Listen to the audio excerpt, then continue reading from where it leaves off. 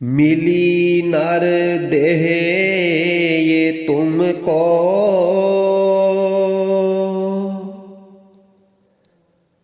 बनाओ काज कुछ अपना।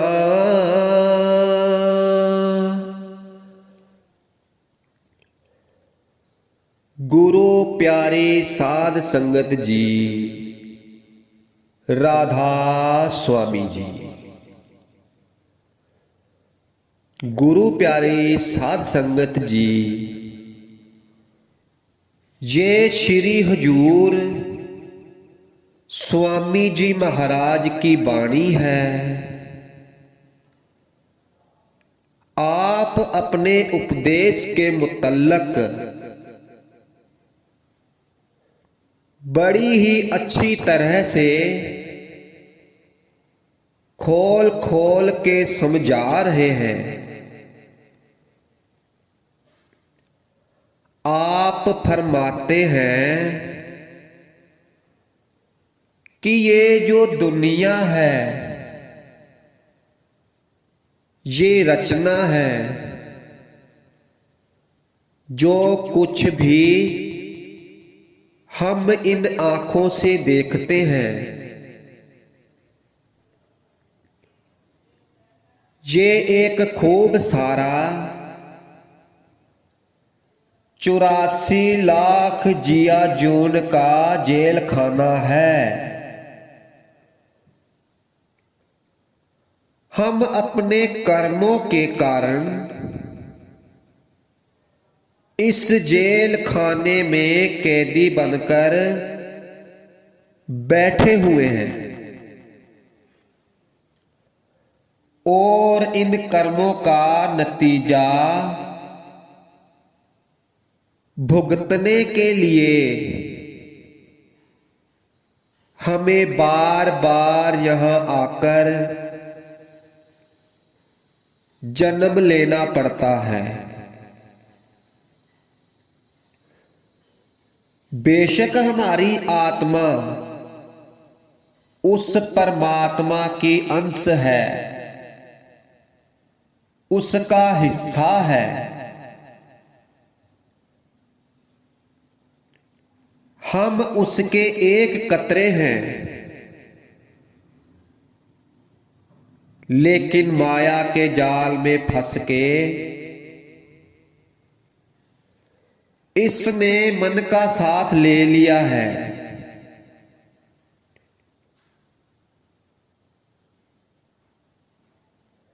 और मन तो पहले ही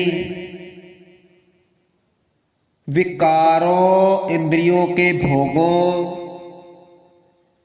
शराबों कबाबों और दुनिया के धंधों का आशिक है।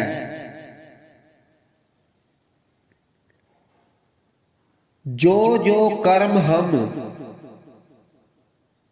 इस मन के अधीन होकर, मन के ताबे होकर करते हैं, अच्छे भी करते हैं और बुरे भी करते हैं, और उन सब कर्मों का नतीजा भुगतने के लिए हमें इस 84 के जेल खाने में आना पड़ता है।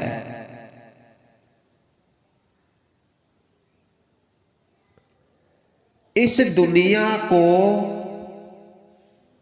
आम संत महात्माओं ने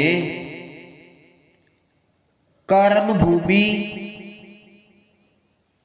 और कर्मों संदना खेत कहकर याद किया है।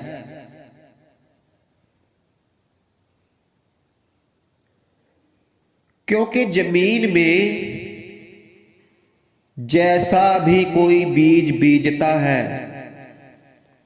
उस फसल को ही उसको काटना पड़ता है। इसलिए स्वामी जी महाराज फरमाते हैं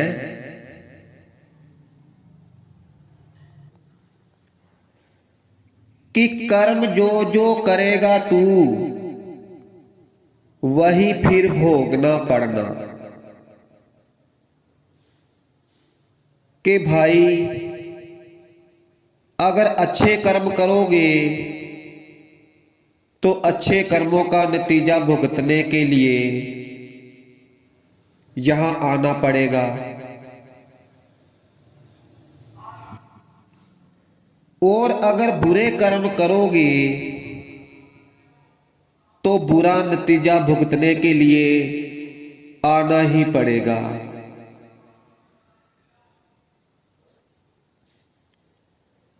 और ना ही अच्छे कर्मों के कारण आप कभी इन देह के शरीर के बंधनों से आजाद हो सकते हो,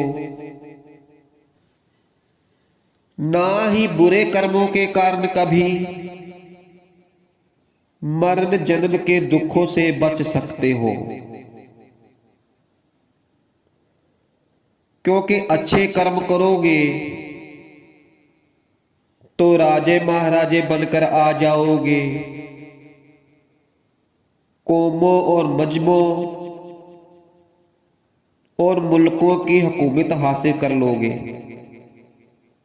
लोहे की हथकड़ी उतर जाएगी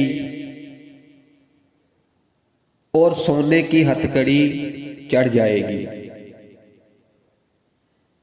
आप सी क्लास के कैदी थे, अब ए क्लास के कैदी बनकर रह जाओगे।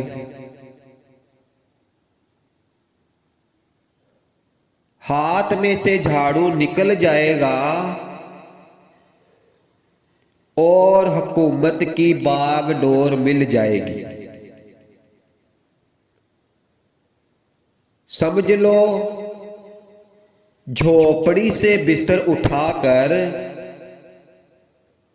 महलों में चले जाओगे,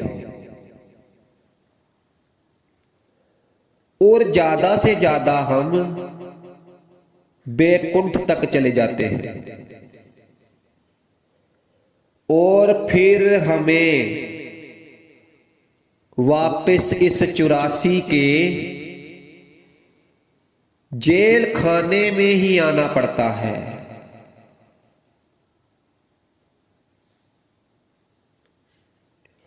अगर बुरे कर्म करते हो तो फिर 84 और नरक तो भाई तैयार ही रहते हैं। क्या राजा, क्या प्रजा, क्या अमीर और क्या गरीब, क्या औरत, क्या आदमी, हम सब दुनिया के जीव यहां आकर अपने अपने कर्मों का हिसाब दे रहे हैं।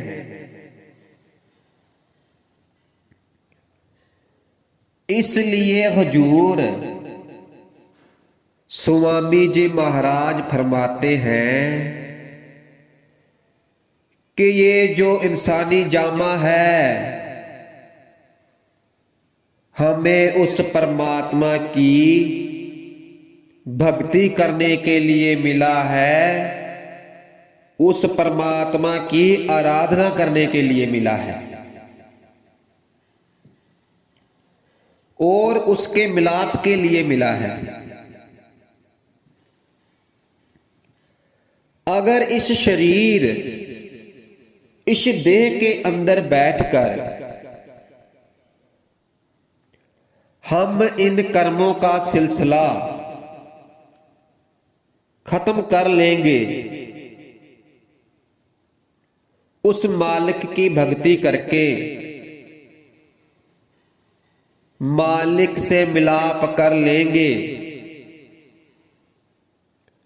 तो फिर इन देह के बंधनों से हमारा हमेशा हमेशा के लिए छुटकारा हो जाएगा,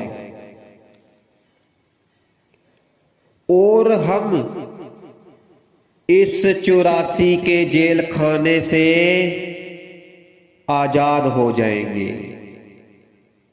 इस 84 के जेल खाने से रिहा हो जाएंगे। क्योंकि इस 84 के जेल खाने से निकलने के लिए उस परमात्मा ने सिर्फ एक ही दरवाजा बनाया है।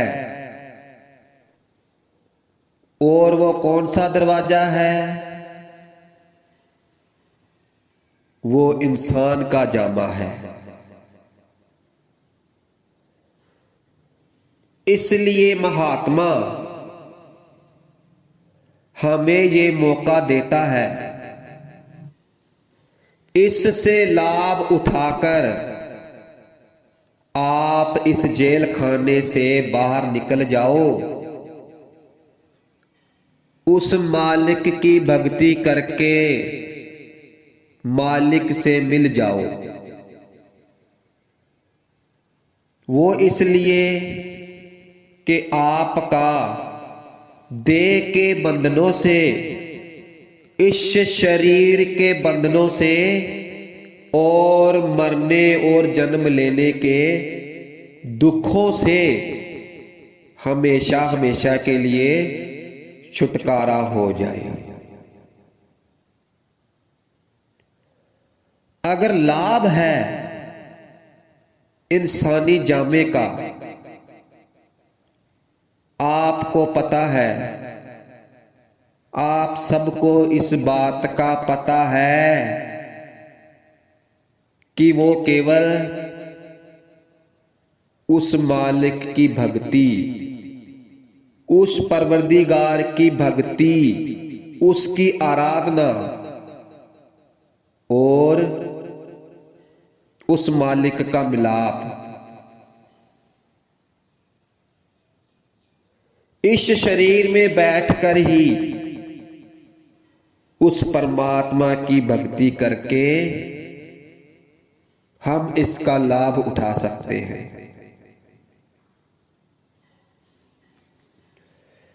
इसलिए गुरु नानक साहब फरमाते हैं, काया नगर नगर है, अनेकों हर सौदा रस कीजै।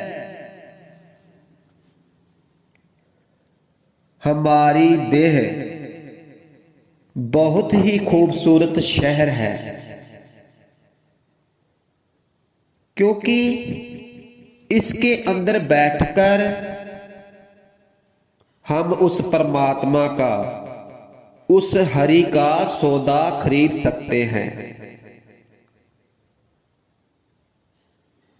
क्योंकि वो सौदा हम किसी और जामे के अंदर, किसी और शरीर के अंदर बैठकर नहीं खरीद सकते। इसलिए कबीर साहब फरमाते हैं, एक कबीरा मानस जन्म दुर्लभ है, मिले ना बारंबार, जू फल पक्का भो गिरा, फिर ना लागे डार। ये इंसानी जामा, ये इंसानी शरीर हमें बड़ी मुश्किलों से मिलता है। जैसे दरख्त से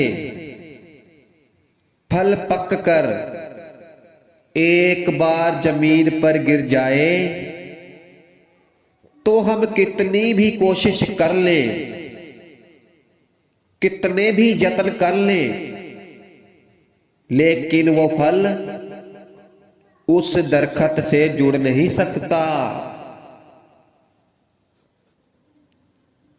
इसलिए भाई, अगर ये मौका, अगर ये अवसर हमारे हाथ से निकल गया तो ये मौका हमें बार बार नहीं मिलता। पता नहीं इंसानी जामा मिले या ना मिले, और कोई ऐसी जगह जन्म हो जाए कि जहां कभी भूले भटके भी उस परमात्मा की भक्ति की तरफ ध्यान ही ना जाए, उसकी भक्ति, उसकी आराधना करने का मौका ही ना मिले। इसलिए महात्मा फरमाते हैं कि इस मौके का लाभ उठा ले। अरे भाई, इस मौके का लाभ उठाकर उस मालिक की मूरत को अपनी आंखों के आगे रख लो, उस मालिक की खोज करो और उस रूहानी सफर को तय करो।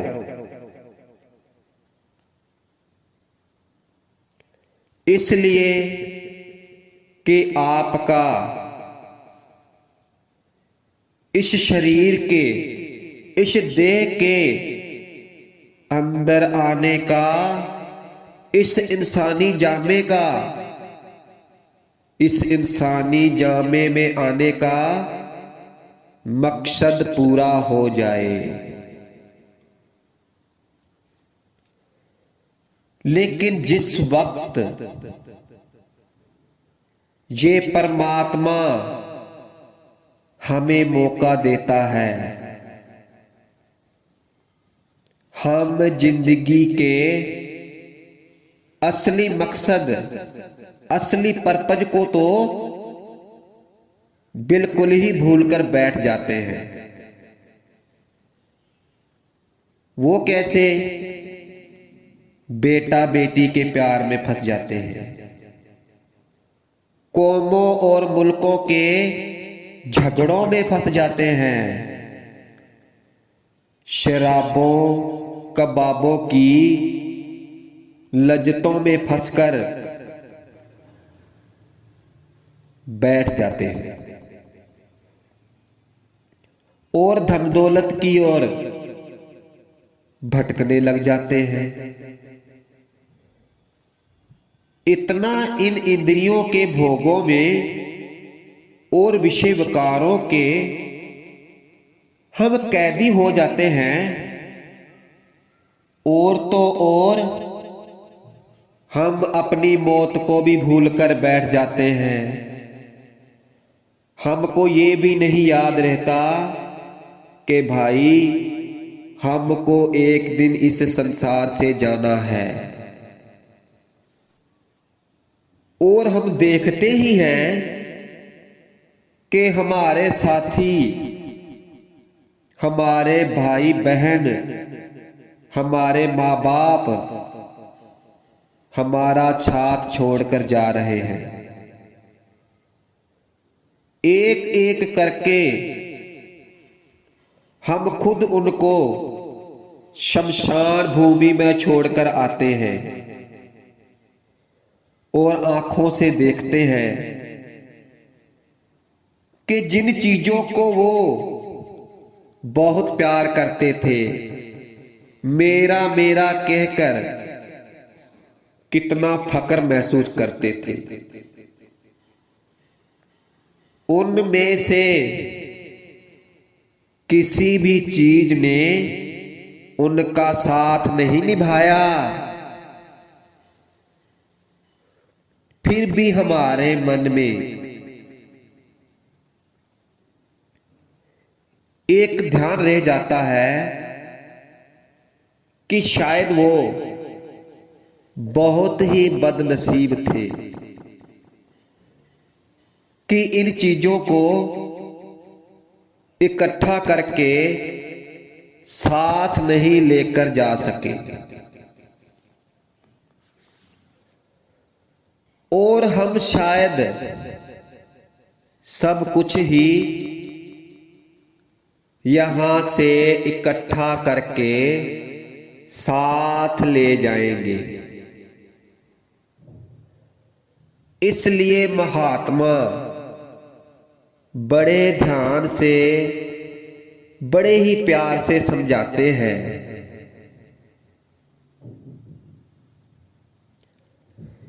कि कहीं आप उस वक्त और उस समय के मुतल्लक सोचकर विचार करके देखो, कौन तुम्हारी सहायता करता है, कौन तुम्हारी मदद करता है। ये बेटा बेटियां, ये धन दौलत, ये यार दोस्त, ये रिश्तेदार जिनके लिए तू इतनी ठगियां करता है, चोरियां करता है, डाके डालता है, बेईमानियां करता है और यहां तक किसी का गला भी काट देता है।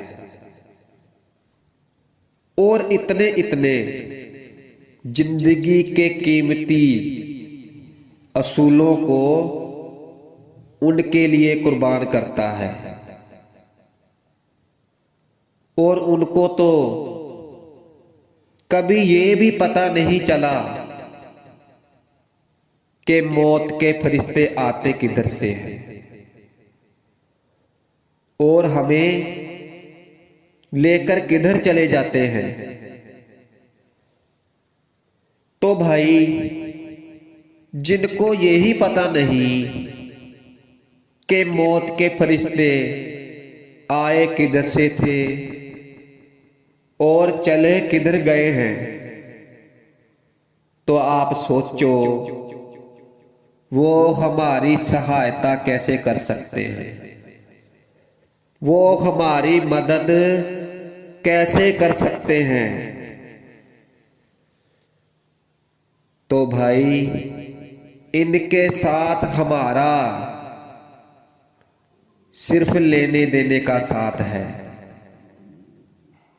गर्जों का प्यार है। कोई हमें छोड़कर चले गए हैं और कईयों को हम छोड़कर चले जाएंगे। ये एक स्टेज है,